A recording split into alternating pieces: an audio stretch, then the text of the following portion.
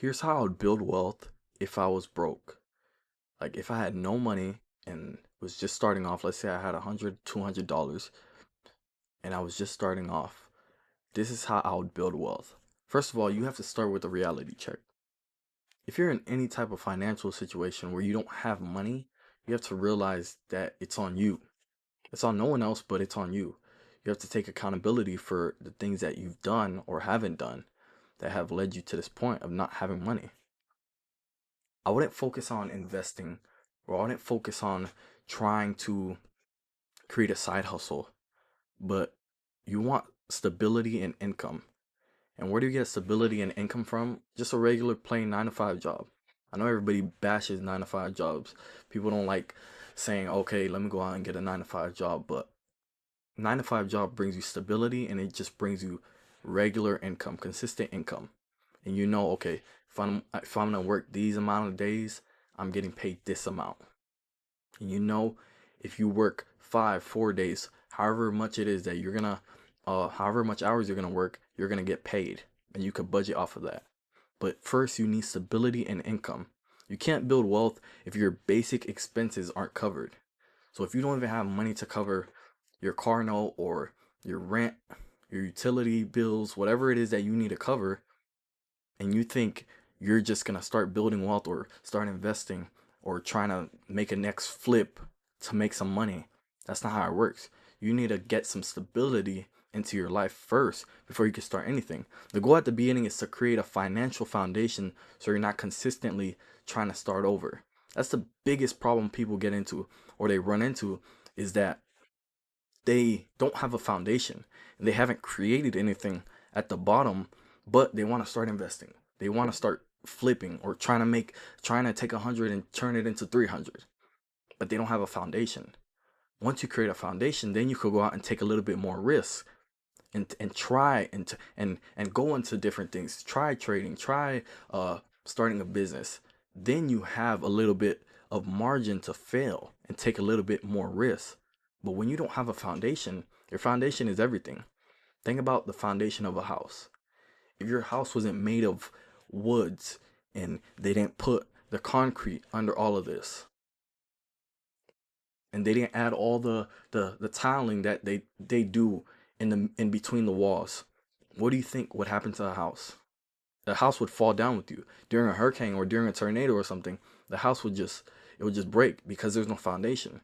So that's the same way when you have a foundation with your money and you've already created a system where you know, okay, I have a net savings account where if anything happens, my car breaks down or I have any issues, I could go to this money, and you know you can revert back to that money. That's your foundation. That's your foundation. That's the thing you have to rely on to. Second is increasing your income first. So the same as getting a job, you have stability with that job, but try and increase your income over time. So don't just stay at that job that's paying you 16, 17 an hour. If you're getting paid 16 or 17 an hour in 2026, I'm so sorry for you, but you're in a tough position. If I'm being real, you're in a very tough position because getting paid 16, 17, even 18 is not it's not enough in 2026. You're not getting paid your worth. So just think about that. If you're in any type of situation at your job where you just started working, and let's say you're 18 or you're 17 or you're 19 and you're getting paid like 17, think about other jobs that can make you a little bit more money. If you're going to school for something, try and actually go and apply for positions uh in that industry or in that area. Let's say you want to go to school for hospitality. Why are you working why are you working as a why are you working as a cash register like person? You have to find hotel jobs or jobs where you can work in hospitality. Hotel jobs are the best, where you can become a front desk receptionist, right? Taking clients, talking to guests consistently every day.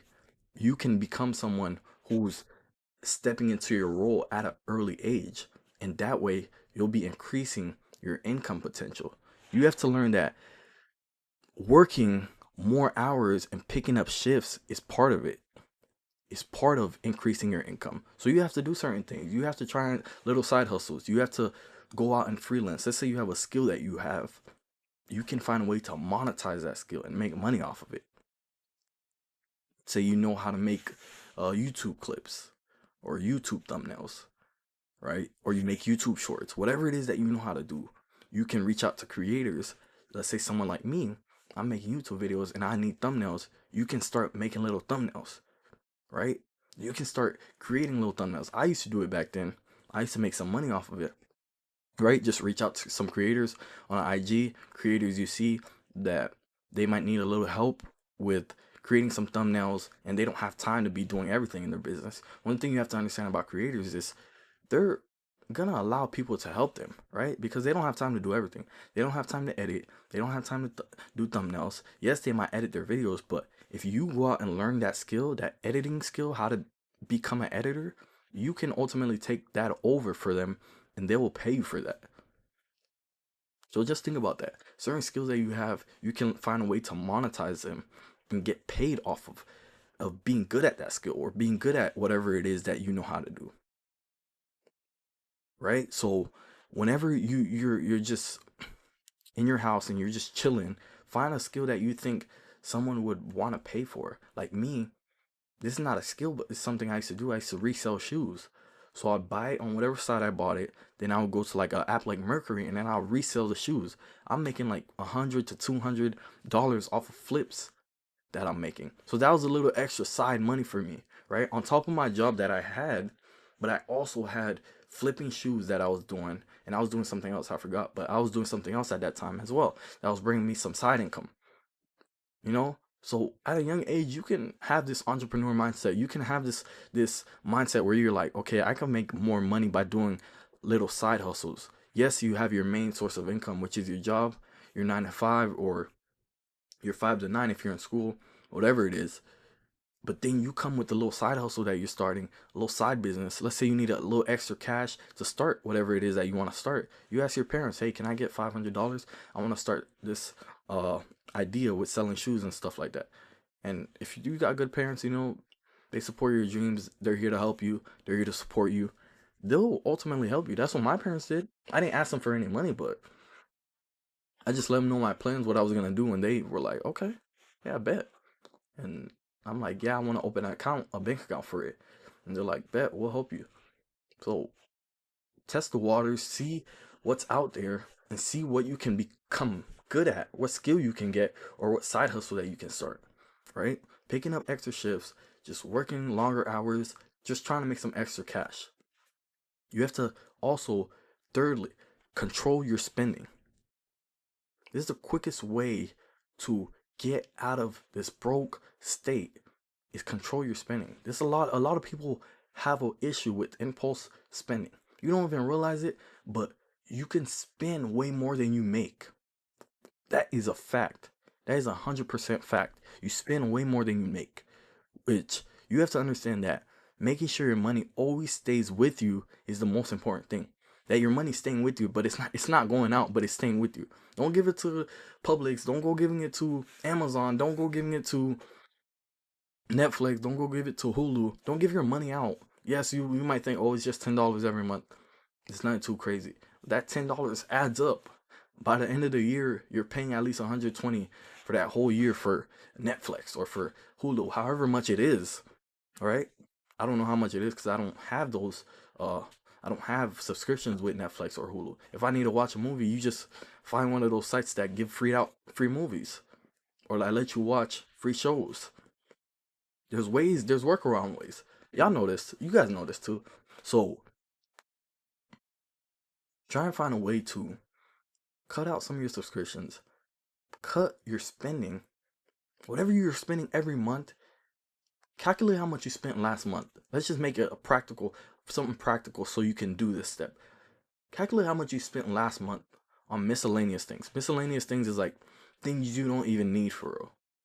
Like things you just bought because you bought them. Even extra food, like food that you bought, but your parents made food at home, but you didn't want to eat it because, you know, you weren't feeling that. I don't. There's times, bro. That's how it be. That's how it be. Like you pull up to the crib, you look at what's on the stove, you're just like, bro, I ain't trying to eat this. But that there, it goes to that. Like if you look at that food and you're just like, I ain't trying to eat this. So what are you gonna eat?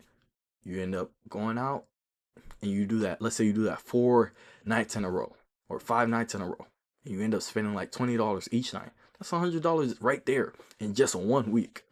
And think about 4 weeks in a month or 5 weeks in a month. You're spending at least 300, 400, 450 on food that whole month. So that's more money that's even being spent. But just think about that. Be able to control your spending, what you're spending your money on, right? You got to focus on keeping your expenses low and avoiding unnecessary debt that you don't need, so you can then start saving and investing your money. We're going to get to those steps, but you have to first realize that you have to cut your spending. Cut the amount of money that's going out of your account by week, and calculate it. If you want to calculate it on your notes, okay, I spent this amount on gas. I spent this amount on food.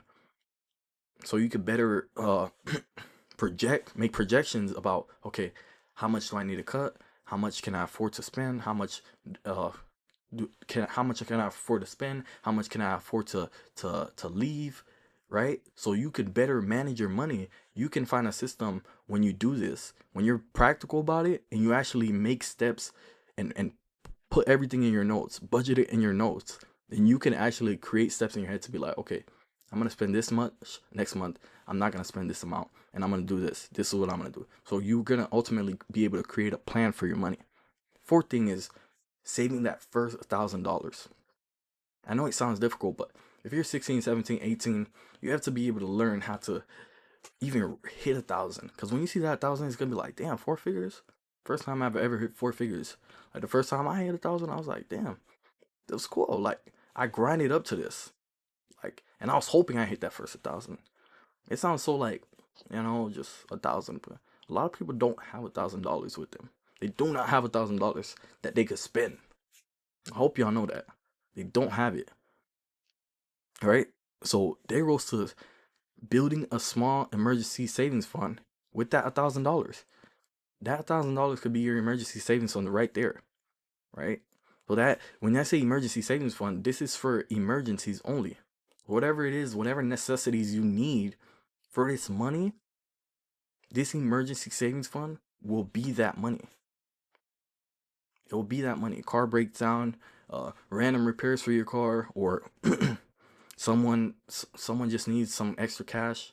I wouldn't advise you to just be giving out money from your emergency fund just to someone random just to give it to them. But if that's what you want to use your emergency savings fund money for, that's what it's there for. Emergencies only. So saving that $1,000 just to have that safety net, right? So in case any emergency comes, you can go take out of that money. Not the money you're about to start investing with, not the money you're gonna make plans with to create a side business. No, this is your emergency savings money. Lastly, I would invest as soon as possible. All right, start investing. Learn what a Roth IRA is. Learn what a 401k is. A 401k is an employer sponsored account that allows you to invest into the market. But this investment that you're doing, it's not you actively doing it. There's a difference. The Roth IRA, you're actively opening it and you're managing your own account. So you're buying whatever ETF you want. You're buying whatever stocks you want in your Roth IRA.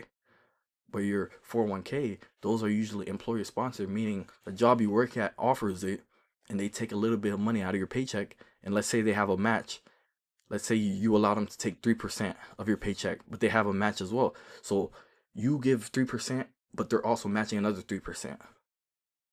So that money is doubling, and they're giving you free money. So that's why a lot of people do the 401k, and they allow that to compound over time, and you can grow that. That's part of investing. Opening your Roth IRA account. This is a individual account, retirement account that allows you to buy ETFs for the long term, buy ETFs for the next 10, 20, 30, 40 years and grow out your positions into them. And then ultimately you'll become a millionaire because you've been investing into these ETFs for the long term. You're not thinking about the short term. You're not thinking about quick flips and quick trades, but you're trying to think about the long term and long term investing. So that's the quickest way to build wealth and get out of your broke state. And this is how you're going to be able to build wealth and see. A lot of people don't realize that investing as soon as possible is one of the quickest ways to build wealth. Not investing when you're 30, 35, 40, right? A lot of people usually push it off. They're like, okay, I don't need to start investing. Like, investing's for rich people. Like, it's for other people. It's not for me. Bro, you can invest with $1. You can invest with $2. You can invest with $5. It only matters about starting. That's the most important thing.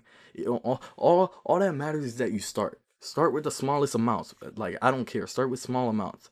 I think you could even invest with 50 cents just to start. Although you won't see too much growth, but just to see and see it in your phone, in your face, just to see it, I will tell you, bro, start with $1 just to see how it looks. It will let you. It'll go through. Your trade will go through. And just like that, you'll be like, okay, I invested $1. The next week, you're going to be like $5 just to get, a sense of what's going on. And then once you learn more, right? Because don't only go into a Roth IRA because I'm telling you to, but actually understand what it is that you're doing. Do a little bit of research just so you could get it down a little bit more.